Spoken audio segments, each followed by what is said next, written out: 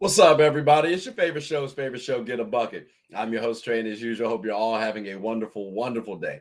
Now, today we're going to talk about the NBA playoffs and the expectations we should have for each team, as well as in general. What do playoffs really bring, right? But before we start that conversation, please make sure to hit that like and subscribe button. Comment, tell anyone about the show. I'm trying to get the ratings up a little bit, just a little bit. But like I said, ladies and gentlemen, today we're going to talk about NBA playoffs and expectations. Again, 2025. So why are playoffs important? Well, the reasoning why is this. It's the most exciting time in the season, long story short. Everybody's playing for a championship. This is that time where everyone starts playing for a championship. You get the most effort out of players, theoretically, in the playoffs. Fans pay attention the most to the NBA for the playoffs. Most teams make most of their money in the playoffs. So again, most exciting time, right? You also get to figure out who's the best team for that particular season. You also get to recognize some disappointing teams too.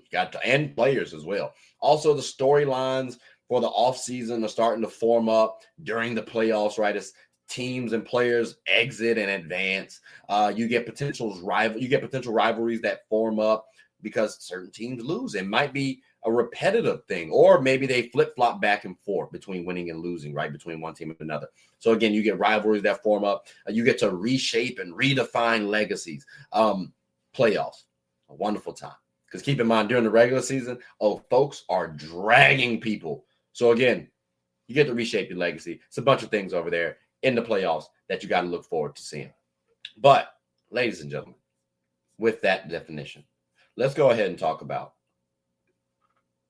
the playoff brackets. Because as you guys see on the screen, and we'll start off with the Western Conference, right? We have here the Thunder versus the Grizzlies. Then we have the Nuggets versus the Clippers. Next, we have my Lakers versus the Wolves, and the Rockets versus the Warriors.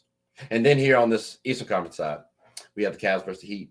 Then we have the Pacers versus the Bucks, the Knicks versus the Pistons, and finally, the Celtics versus the Mavericks. Now, ladies and gentlemen, these matchups are good ones. I'm not going to lie to you all. So let's start off with the East. So we got to talk about here the Cavs versus the Heat. Now, for this one, right, I'm going to tell you guys my expectations real quick, kind of high levelish for each team. The Cavs. You have pressure versus a potential second round team. When we look at the Heat, the culture, the coaching, the players, people think this Heat team could actually go to the second round. And they just underperformed during the regular season. And I have my gripes about them, but you have pressure now beating a second round team. So will the Cavs do that? Let's find out. Then the Heat. Are y'all the new We Believe Warriors? Because the Warriors beat Dirk Nowitzki and the Mavs a couple decades ago. And they kind of stunned the world, right? I don't know if this would be stunning, but at the same time, can y'all actually do it? Because again, that Jimmy Butler trade did raise some question marks now for the Heat for the future. So that's what we're looking for with the Heat. And again, expectations, I expect the Cavs to win. But these are the things that I'm paying attention to for the Cavs and for the Heat. Now, the next teams, Celtics versus Magic, I'm sorry. Oh, my gosh. The Celtics, long story short, ladies and gentlemen, are they not going to play with their food? Because keep in mind, playoffs versus regular season is a little bit different, right? And with the Magic actually have played well versus the Celtics in the regular season. So we got to remember that. So keep in mind, ladies and gentlemen, are the Celtics going to play with their food? Because every time I talk with people think, hey, they're just going to take it a little light and then rely on talent. Change that narrative now. And for the Magic, well, my expectations are this. Make the series competitive and show that you belong. Because keep in mind, we understand that Jalen Suggs is out, right? That's part of your big three. So the Magic are a little hampered, and they're young too. And I got to note that. Make it competitive, because I've been trying to say that the Magic and Celtics can be a rivalry like the Spurs and Thunder used to be when KD and Russ and Harden were young and Timmy was on the Spurs. Remember them days? I think that's what we can get with the Magic and Celtics. But these are my expectations for those two. Let's go ahead and move on, shall we? So we got to talk about here the Knicks versus the Pistons. And this is a good one because my expectations are these. Knicks, y'all got to prove that you all are contenders. Game 5 at most versus these Pistons. That's what I want to see this series go. If y'all are really serious contenders, I understand this Pistons team is scrappy. They got good talent. Right now, point in time, y'all should be able to make light work of them. Just being honest. So those are my expectations for the Knicks. Pistons, hey, show promise for future, bro. Because as long as y'all keep these games competitive, y'all can get swept. And people will remember, oh, well, at least they kept those games close. They have the talent. They just needed the experience. Now they'll get first. You need those sort of conversations if you're the Detroit Pistons. So those are my expectations. I'm expecting them to lose, but at least gain that sort of traction for the upcoming years. Because you got to think about building up your team. Jaden Ivey's coming back next year. Will other free agents want to go to Detroit? We'll find out. But those are my expectations for the Knicks and the Pistons. And then finally, the Bucks and the Pacers.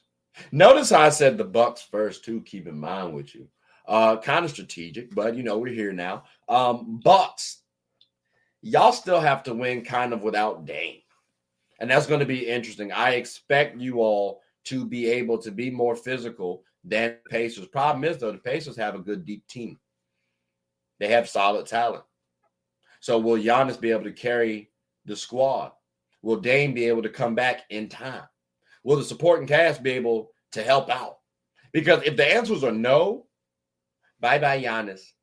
So I'm expecting the Bucks to win. Maybe I should say hope. Because if not, it's going to be tough. And then for the Pacers, well, I would love to see what y'all do against a healthy Bucks team. I'm not going to lie to you. The narrative is they are still facing injured teams. Whether we want to admit it or not, that's going to be a thing for folks. So I want to see how this Pacers team does against non-injured teams. But against this Bucks team, it cannot go further. I really want to say 5, but I'm going to be fair and say 6. Y'all got to win it in 6. If y'all can't win this in 6, I don't know if I can believe in the Pacers going forward as a team that can eventually become a contender. Sorry. But that's just me. So, again, ladies and gentlemen, y'all heard my takes about the East.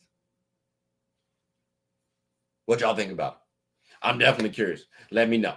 But with that, all right, we get to talk about the side that my boys is on. You know what I'm saying? I just want to make sure I got on my soapbox, do a nice little transition, right?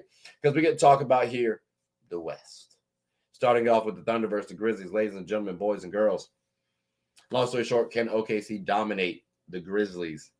Because if so, then they are proving that they are that contending team. Ladies and gentlemen, the Grizzlies are not that good right now. They have good talent. There's a lot of confusion right there, for me at least, outside looking in. OKC, you got to get this done in 4, maybe even 5. If you can't, and I understand the Memphis Grizzlies, again, have good talent. They're vulnerable right now. So that's my expectation for OKC. The Memphis Grizzlies, make the series go the distance because you do have the talent. You have a Ja Morant. You have a Desmond Bane. You have a Jaren Jackson Jr. You have those players. Y'all have to be able to go the distance or at least push it to 6.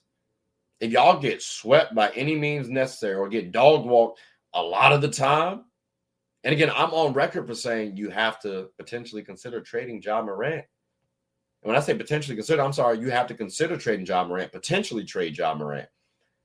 That's a real thing, and that narrative will get pushed hard this offseason, especially with Luka getting traded. So again, my expectations are for the Grizzlies to, in fact, make this a series. Let's see which expectation happens. Because, again, you can't make the series go the distance, but then someone also dominate. Someone got to give. Just saying. But let's go ahead and move on to the next one. Rockets versus Warriors. Ladies and gentlemen, point blank period, Rockets, I expect them, I hate to say to lose, but at least to maximize their rebounding advantage, because they're going to be able to out-rebound the Warriors, in theory, on paper. They have the height advantage. But again, for me, ladies and gentlemen, it does boil down to execution, experience. They do have some experience. The execution for their young players, I'm curious about. And the experience for the young players, they don't have yet. So as a result, I think the Rockets are a little bit vulnerable, but they still got to make this a series. So I do expect this to be a series. Just leans the Warriors' way. And again, when I'm talking about expectation for the Warriors, you got to outclass and out-hustle this youthful Rocket team. That's why I said the experience comes in, because they have the talent. The Rockets have the talent to beat the Warriors. The Warriors have the experience, the star status, the coaching, the cohesion to outclass this Rockets team. So you may see in spurts Rockets looking like they're the better team.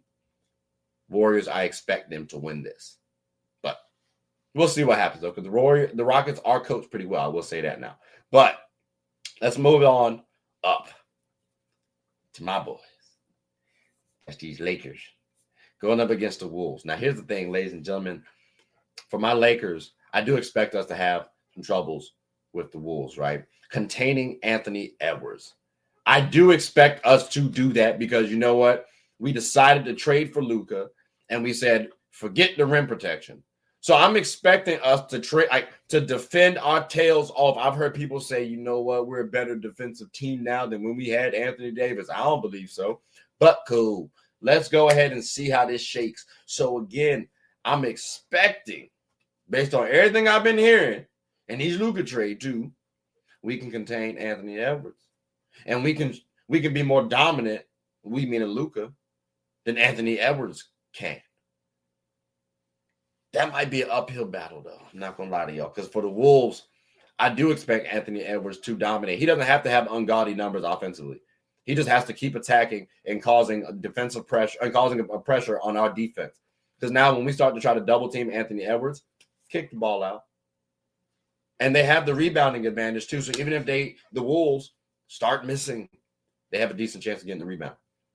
And Anthony Edwards getting to the swing and think, oh, by the way, we're getting into foul trouble too. And you got to play Austin Reeves and Luka. So now their legs are tired on offense because they're being active on defense now. They're forced to being active, more active on defense. Yeah, that's tough. So again, I'm expecting a battle between the Wolves and Lakers, and I'm not really comfortable that we win. I expect us to off talent. I got some question marks and concerns about us winning versus this young Wolves team. But ladies and gentlemen, that's it. That's all I got for us right now. Let's move on up to the final one: Nuggets versus Clippers. Okay, Nuggets. Not gonna lie to you guys, I expect the Nuggets to win. I expect the bench to produce enough. And I know there's question marks around that. I do expect the bench of the Nuggets to produce enough. Russell Westbrook should be sufficient. You do start to wonder, damn, who else is on the bench? But I think they have a good enough bench now with Russell Westbrook. Because, again, their team has been healthy. They have the cohesion. They have Jokic. They have a good 1-2 punch. Everybody understands their roles. And the players who have roles can actually go outside of those roles. Look at Aaron Gordon, for example. He could be a French all-star caliber player and is playing a little lesser role to make this team a championship team. So, again, I expect the Nuggets to win. And beating a Clippers team that I got to give credit. I didn't really expect to be in the playoffs, given their history with injuries and fluke stuff. But now in the playoffs, I'm not expecting them to advance either. At some point in time, maybe an injury occurs. Hopefully not. But we done seen stuff happen consistently. We done seen James Harden falter consistently. I don't know. So, my expectations for the Clippers, not really doing too well. Possibly 6 games. So, again, they are a scary team if healthy and playing to their potential. They just got to prove it. But, again, ladies and gentlemen, that does conclude the playoffs. So, again, I'm curious. Did I mess up on any playoff expectations? Y'all heard my expectations for each team, each series. We'll see what happens. But I want to hear y'all thoughts about my expectations.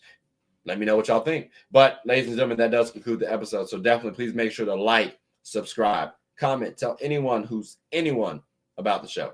My name is Trey. I'm the host of Get a Bucket. Hope you all are having a good one. Take care.